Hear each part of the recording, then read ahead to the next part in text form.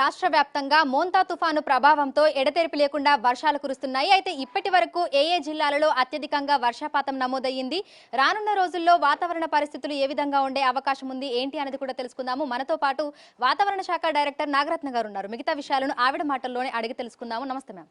Ma'am, Montha తుఫాను ప్రభావం ఇంకా ఎన్ని రోజుల పాటు తెలంగాణ రాష్ట్రం మీద ఉండే అవకాశం ఉంది?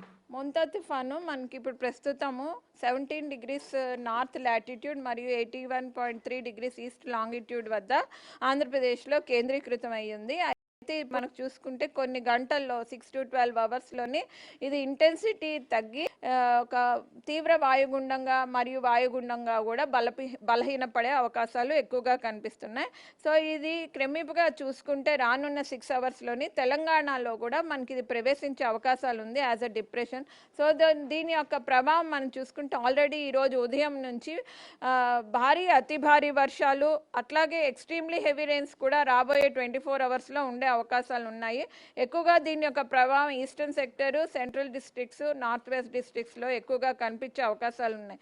సో ఈ రోజు మనం రెడ్ వార్నింగ్ తెలంగాణ ప్రాంతానికి, రేపు ఎల్లో వార్నింగ్స్ జారీ చేయడం జరిగింది. ఇక్కడ మనకి మ్యాప్ చూసుకుంటే కనుక ఈ మూలుగు, భద్రాద్రి, ఖమ్మం, నల్లగొండ, రంగారెడ్డి, మెదక్ ఈ ప్రాంతం అంతటా కూడా moderate rains to heavy rains ఉండే ఛాన్సెస్ ఉన్నాయి. అట్లాగే సూర్యాపేట్, జనగాం, యాదాద్రి, వరంగల్, మహబూబాబాద్, సిద్దిపేట్, రాజన్న సిరిసిల్ల, కరీంనగర్, పెద్దపల్లి, మంచిర్యాల, జగిత్యాల, నిర్మల్, నిజామాబాద్ ఈ ప్రాంతాలు చూసుకుంటే హెవీ రెయిన్స్తో పాటుగా వెరీ హెవీ రెయిన్స్ కూడా 1-2 చోట్ల ఉండే అవకాశాలు కనిపిస్తున్నాయి. అట్లాగే మనకి ఎక్కువగా కూడా ఫేవరబుల్ జోన్ చూసుకుంటే కనుక వరంగల్, ఉమ్మడి వరంగల్ ఏదైతే ఉందో హన్మకొండ, వరంగల్, మహబూబాబాద్ ప్రాంతాల్లో కూడా హెవీ రెయిన్స్తో పాటు 1 or 2 ప్లేసెస్ ఎక్స్ట్రీమ్లీ హెవీ కూడా ఛాన్సెస్ కనిపిస్తున్నందున ఆ ప్రాంతానికి రెడ్ వార్నింగ్స్ జారీ చేయడం జరిగింది. అయితే ఇప్పటి వరకు ఏ జిల్లాలలో అత్యధికంగా వర్షపాతం నమోదయ్యింది నిన్నటి నుంచి ఇప్పటి వరకు చూసుకుంటే? గడిచిన 24 గంటల్లో చూసుకుంటే మనకి ఎక్కువగా కూడా నాగర్ కర్నూల్ ప్రాంతంలోని తీరం తాకే టైంకి ఆ క్లౌడ్స్ అవి కూడా మనకి సౌతర్న్ సెక్టర్లోని ఎక్కువగా ప్రభావం కనపడింది. మహబూబ్ నగర్, వనపర్తి, అలాగే నాగర్ కర్నూల్, నల్లగొండ ఈ ప్రాంతాల్లోని అతి భారీ వర్షాలు 20 ప్లేసెస్లోని, అట్లాగే 4 చోట్ల మనకి అతి భారీ వర్షాలు 17 సెంటీమీటర్స్ వరకు కూడా నాగర్ కర్నూల్లో మనకి వచ్చింది. అట్లాగే చూసుకుంటే స్టేట్ గవర్నమెంట్ డేటా ప్రకారం 20 సెంటీమీటర్స్ కూడా నాగర్ కర్నూల్ ప్రాంతంలో AWS ప్రకారంగా నమోదవటం జరిగింది.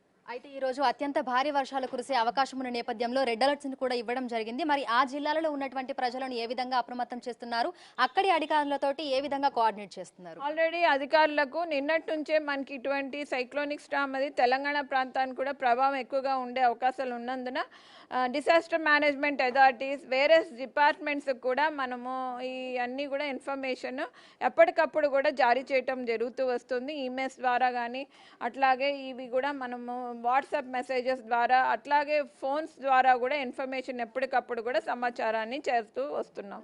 మొత్తంగా ఇంకా ఎన్ని రోజుల పాటు తెలంగాణ రాష్ట్ర వ్యాప్తంగా వర్షాలు కురిసే అవకాశం ఉంది?